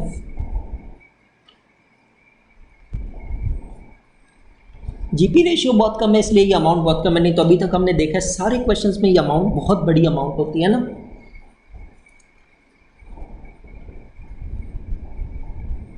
और सी एक्चुअल एक्सपेंस इनटू स्पैट प्लस डिवाइडेड बाय स्पैट प्लस अनइंश्योर्ड स्टैंडिंग चार्जेस। अब ये फिगर्स हम निकालेंगे और फिर हमें ये मिलेगा थर्ड अमाउंट। चलो इसको यहाँ लिखते हैं।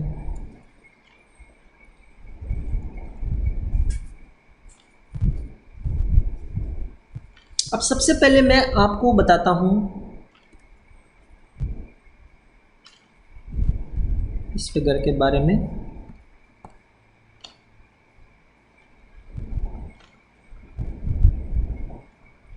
अनइंश्योर्ड स्टैंडिंग चार्जेस कैसे निकालना है, अब इसको समझने के लिए वापस मुझे थोड़ा पीछे जाना पड़ेगा लेक्चर नंबर 4 में, जहां मैंने आपको इस वर्ड का मतलब बताया था। स्टैंडिंग चार्जेस मतलब फिक्स्ड चार्जेस है ना, और अनइंश्योर्ड कैसे निकालेंगे, तो total fixed charges minus insured fixed charges. अगर आपको याद आ रहा होगा तो ये देखिए इंश्योर्ड फिक्स चार्जेस की फिगर इस क्वेश्चन में दी है। कितने हैं insured fix charges? 50,000। I need the figure of total fixed charges, और ये फिक्स्ड चार्जेस मुझे कहाँ से मिलेंगे? ये मुझे मिलेंगे मेरे P&L अकाउंट से। चेक कीजिए, what are the debits of my P&L account? Administrative account expenses, selling expenses and finance charges. Now administrative expenses means what? Expenses for day to day business operation are known as administrative expenses. चाहे business हो या ना हो ये तो लगना ही है, मतलब ये है fixed charges. Selling expenses means what? Expenses incurred on sales. Expenses incurred on sales मतलब सेल्स होगा तो लगेंगे, नहीं होगा तो नहीं लगेंगे, कम होगा तो कम, ज्यादा होगा तो ज्यादा, मतलब ये पूरी तरह कैसे होते हैं? वेरिएबल होता है। और तीसरा है फाइनेंस चार्जेस। फाइनेंस चार्जेस मतलब इंटरेस्ट, बैंक इंटरेस्ट चार्ज करता ही करता है चाहे आपका सेल्स हो या ना हो, मतलब ये भी क्या है? फिक्स्ड चार्जेस है। मतलब अगर आप यहां से देखते हैं तो आपके total standing charges, total fix charges है 80,000 प्लस 1 लाख, दैट बिकम्स 1,80,000, जिसमें से 50,000 रुपीज है इंश्योर्ड। मतलब अनइंश्योर्ड स्टैंडिंग चार्जेस कितने होंगे दोस्तों? That will be 1,30,000। चेक करो सबको ये समझ में आया या नहीं। बहुत इंपॉर्टेंट फिगर है, बहुत important calculation. I have to connect to charger.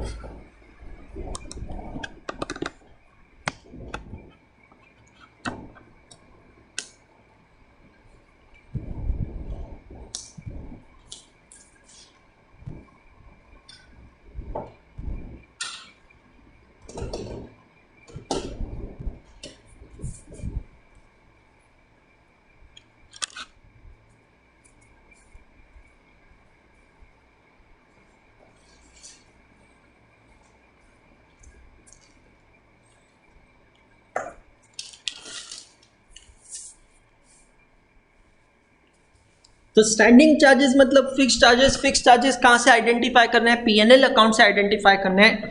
Again यहाँ पे ये फिक्स चार्जेस आइडेंटिफाई करने में कॉस्ट अकाउंटिंग सब्जेक्ट की बहुत हेल्प होगी आपको, और उसमें से हम माइनस करेंगे इंश्योर्ड स्टैंडिंग चार्जेस जो कि क्वेश्चन में दिए हुए हैं, तो हमें मिलेगी figure of uninsured standing charges. Correct? चलें आगे। Which is the next figure we need to calculate, that is SPAT. SPAT calculate करने के लिए फिर से हमें टर्नओवर से ही दिमाग लगाना पड़ेगा, मतलब फिर से मुझे यहाँ पे उसको स्टार मार्क हाईलाइट करना पड़ेगा। तो मैं यहाँ पे लिख के रखता हूँ कि SPAT It is equal to 5%. 5% on what? Turnover. जिस दिन फायर लगी उस दिन से एक साल पहले से 1 अप्रैल 2019 से लेके 31 मार्च 2020 तक का जो टर्नओवर होगा उसका 5%। और अगेन जहाँ तक ये सेल्स की बात है इसको मैं करता हूँ हाईलाइट। तो मुझे यहाँ ये स्पैट का कैलकुलेशन देखना पड़ेगा।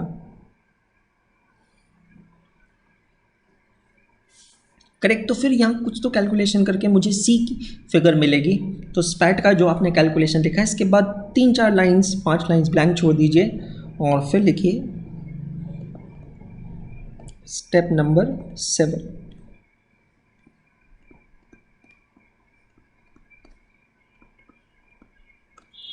क्रॉस लॉस की फिगर हमें मिली नहीं है। Fill in the blanks format बना के रखना है यार हम स्टेप नंबर 4 के हिसाब से। I always get confuse. Correct.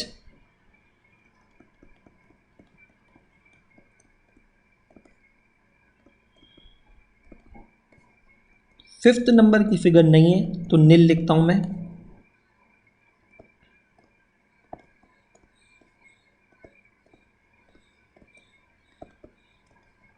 Sixth number की फिगर स्पैट पे डिपेंडेंट है तो अभी हमें पता नहीं है। और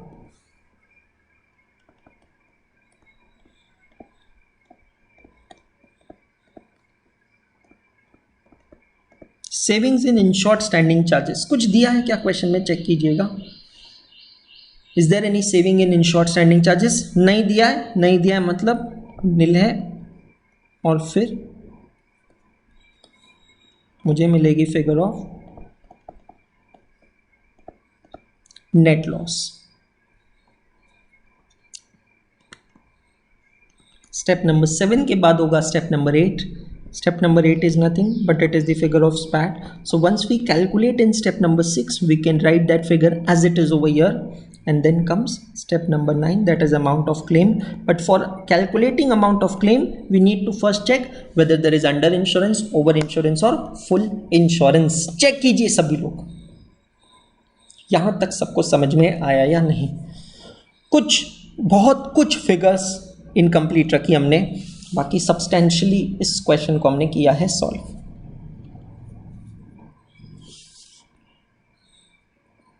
मॉड्यूल का क्वेश्चन है ये, मॉड्यूल का सोल्यूशन देखेंगे।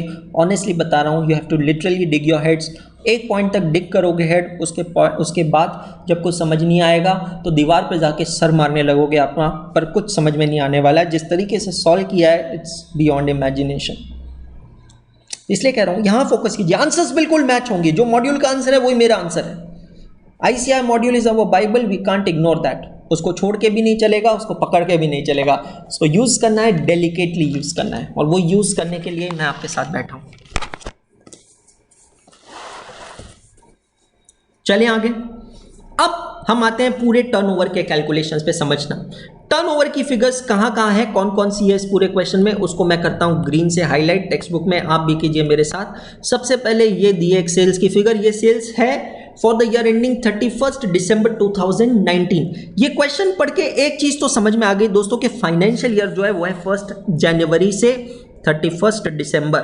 अब आप कुछ नहीं लिखेंगे, आप सिर्फ मेरे साथ फोकस करेंगे। जब लिखना होगा तब मैं आपसे कहूंगा।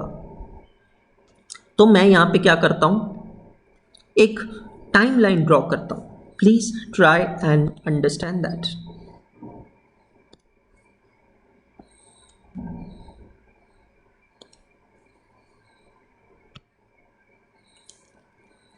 ये जो टाइमलाइन है that is from 1 January 2019 and it ends on 31 December 2019।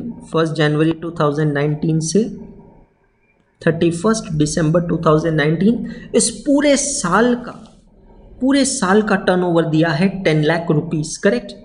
तो क्योंकि ये पूरे साल का है तो मुझे यहाँ पे इसको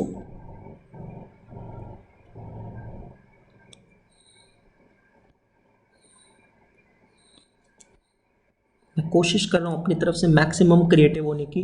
तो ये पूरा जो ग्रीन स्ट्राइप है that's for full year, that turn over is rupees 10 lakhs, correct. अब ये जो 10 लाख है ये पिछले साल का फिगर है, करंट ईयर में 15% का ग्रोथ है जिसके बारे में बात की गई है, देखेंगे। The company has taken out a policy for this they have already given. Fire occurred on 1/4/2020, okay समझना। अब ये तो टाइमलाइन जो थी ये थी पिछले साल की 2019 की, ठीक ऐसी ही एक टाइमलाइन मैं बना सकता हूँ करंट ईयर की, दैट इज 2020 की। तो ये जो 2020 की टाइमलाइन होगी that will be from 1 January 2020 that could have ended on 31 दिसंबर 2020, लेकिन ये सब कुछ होता इसके पहले ही 3 महीने बाद, मतलब Q1 जब खत्म हुआ ना उसके बाद, क्या डेट थी उसके बाद, 1 अप्रैल 2020 को इस दिन हमारे यहाँ लग गई फायर। और ये फायर लगने के बाद हमारा बिजनेस डिसलोकेटेड रहा, डिस्टर्ब रहा, कब तक, अगले 3 महीनों तक। कब तक, 30 जून 2020 तक। Our business was disturb till 30 June 2020। अब मैं ये जो पीरियड है ना जब तक हमारा बिजनेस डिस्टर्ब रहा, जिसको हम कहते हैं इंडेमनिटी पीरियड, उसको मैं थोड़ा अलग तरीके से रिप्रेजेंट करता हूँ। मैं ये ड्राइंग सिर्फ इसीलिए कर रहा हूँ दोस्तों ताकि मैं आपको अच्छे से समझा सकूँ। मॉड्यूल में डायरेक्ट फिगर्स दिए हैं, कुछ समझ में आने वाला नहीं है। Indemnity period, this is for how many months, 3 months, correct. हमसे क्या कहा है, हमें और क्या डेटा दिया है। The net quarter sales from 1/4/20 to 30 June 2020 was severely affected. The following other information is given. Sales during the period 1/1/20 to 31st March 2020. Please understand कौन से पीरियड की बात कर रहे हैं। 1/1/20 to 31st March 20. Can I say they are talking about the Q1 on this scale? Do you agree with me? मैं उसको highlight करता हूं स्पेसिफिकली थोड़े अलग कलर से। Can I say they are talking about this period, sales from 1/1/20 to 31 March 2020। Actual sales मुझे पता है दोस्तों इस पीरियड की। What is the actual sales in this period,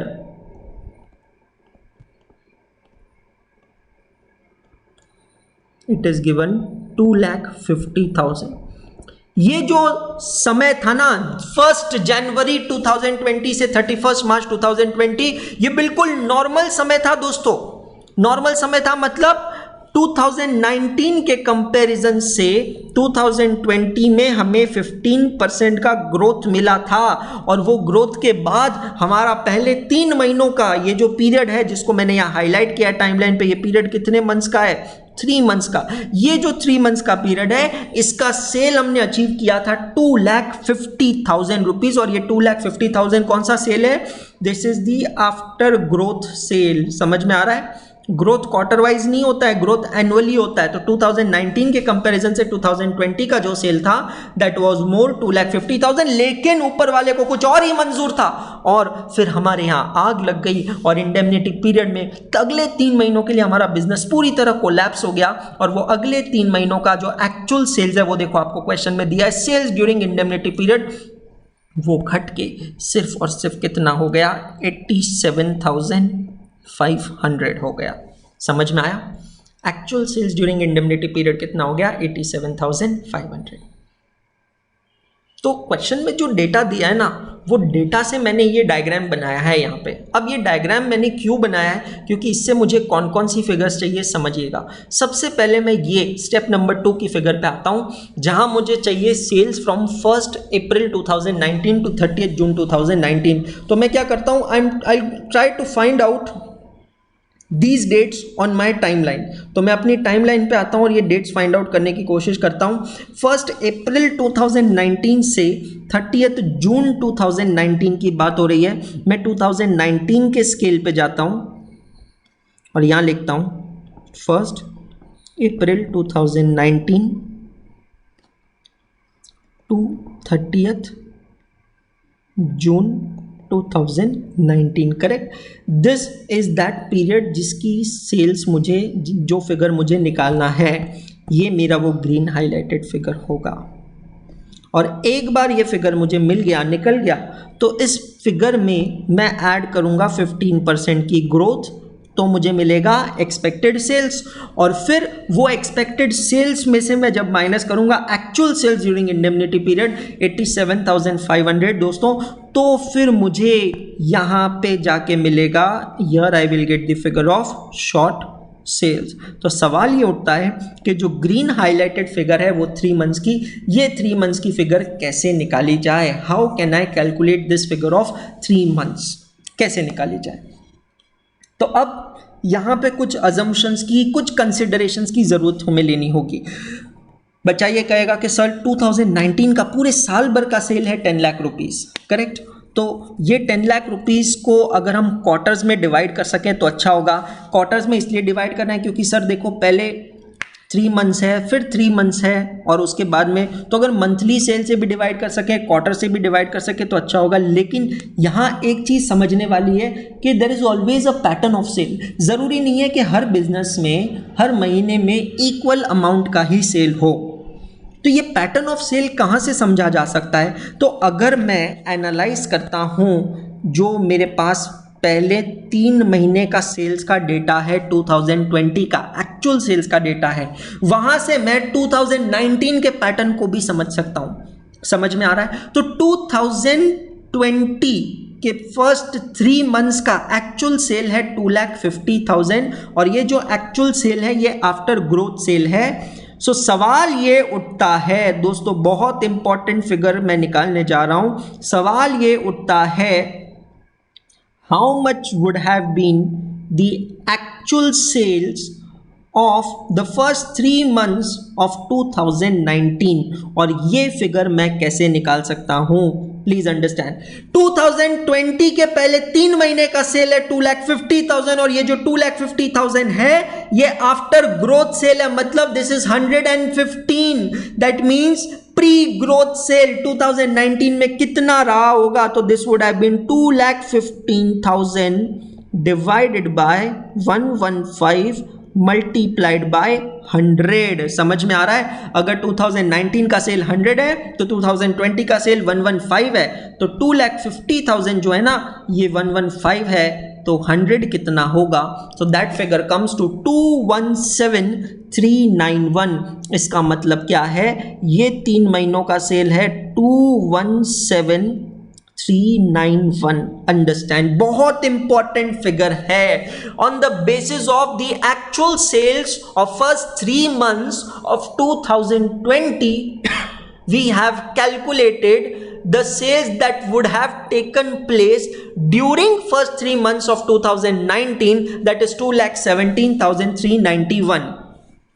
अब 2019 का टोटल सेल्स है 10 लाख। समझ में आ रहा है? 2019 का टोटल सेल्स है 10 लाख, और ये फिगर हमें कहां से मिली?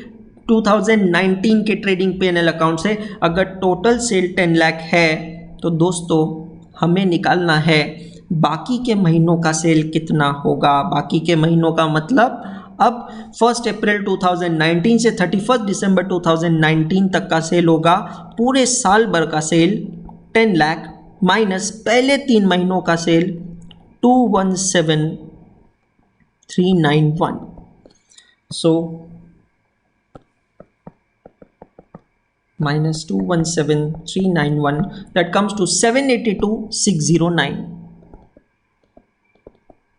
तो ये जो 782,609 है, this is the sales for how many months? This is the sales for 9 months, और मुझे ये 9 मंथ्स में से ये 3 महीनों का सेल चाहिए जिसको मैंने ग्रीन कलर से हाईलाइट किया है, और वो मैं कैसे निकालूंगा? तो 782,609 divided by 9 months multiplied by 3 months, so that will become 260,870। Rounded off answer बता रहा हूं मैं आपको, 260,870 870। मैं फिर से रिपीट कर रहा हूं, how I got 260870, that is total sales for 9 months 7,82,609 divided by total 9 months multiplied by these 3 months 260870।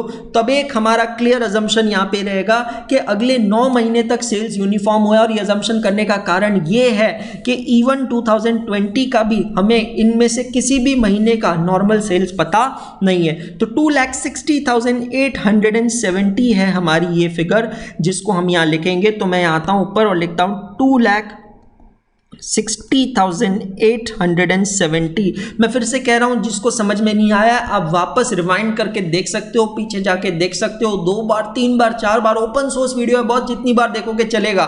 सो 2,60,870 ये जो आपका सेल्स आया है, इसके अंदर हम ऐड करेंगे 15% growth. Oh my God, just 15% growth, that becomes 3 lakh. और 3 लाख में से 87,500 माइनस होगा तो हमें मिलेगा short sales 2,12,500।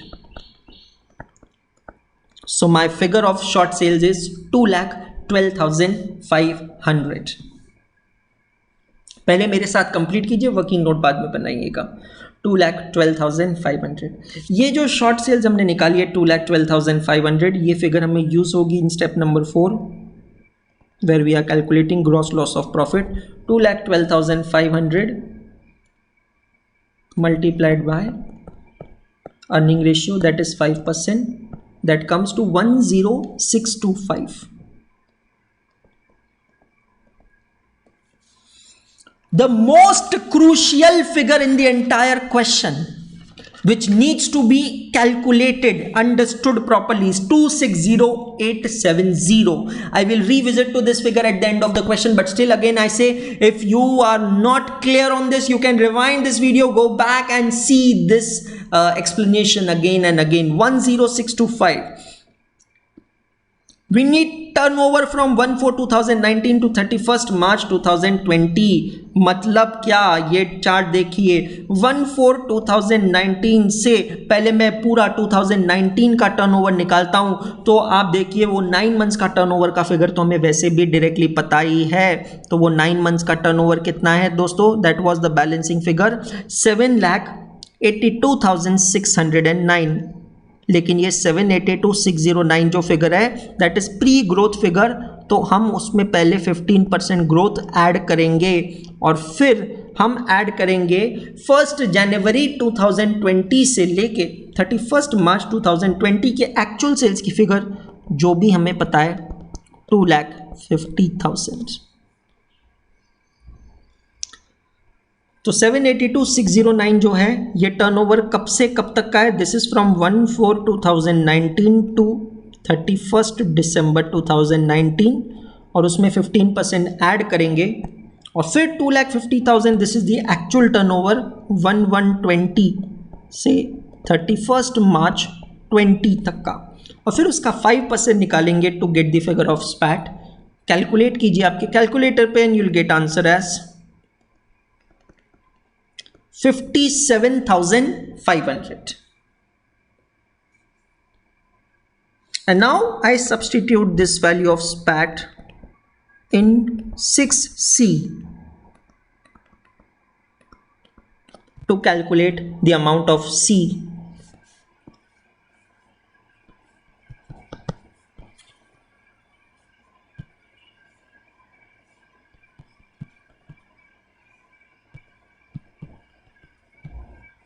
That comes to 18,400। तो 6A था 60,000, B था 4,375 और C है 18,400। तीनों में से सबसे कम क्या है, तो तीनों में से सबसे कम है 4,375। तो स्टेप नंबर 4 का लॉस है 10625। स्टेप नंबर 6 का लॉस है, लीस्ट फिगर है 4,375 एंड टोटल होता है इसका 15,000। Saving in short standing charges is nil, so net loss will be 15,000। SPAT we have already calculated 57,500. Now we need to check whether there is under insurance, over insurance और full insurance. तो question को refer करते हैं तो question में पता चल रहा है कि लॉस ऑफ प्रॉफिट पॉलिसी जो है वो है 1 लाख रुपीस की और स्पैट है 57,500. ओके, इसका मतलब यहाँ पे हमारे पास फुल इंश्योरेंस है, रादर ओवर इंश्योरेंस है. तो मैं यहाँ लिखता हूँ स्टेप नंबर 9 में amount of claim is equal to net loss, that is equal to 15,000 since SPAT is less than amount of policy.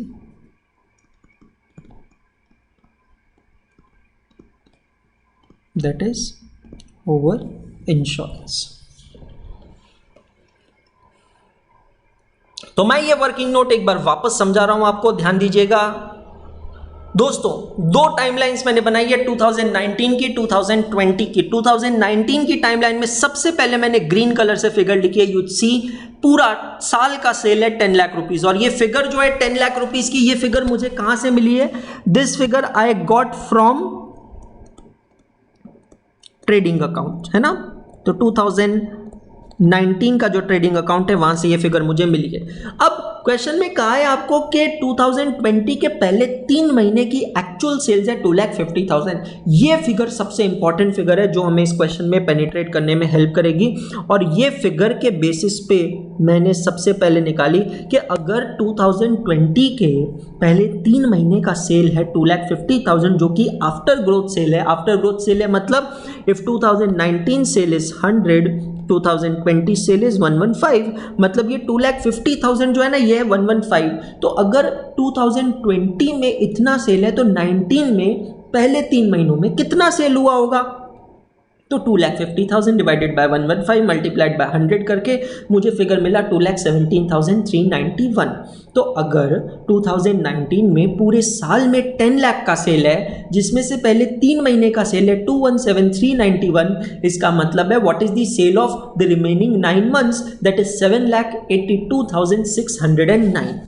My dear friends, there was some pattern of sales in first 3 months but बाकी 9 months का हमारा clear assumption है कि sales has taken place in uniform pattern और accordingly 7,82,609 को हमने 9 से divide किया और 3 से multiply किया to find out this figure. This figure is the sales during indemnity period but in previous year और ये figure हमें काम आई to calculate the amount of short sales और फिर उसमें ग्रोथ ऐड करके हम आगे बढ़े.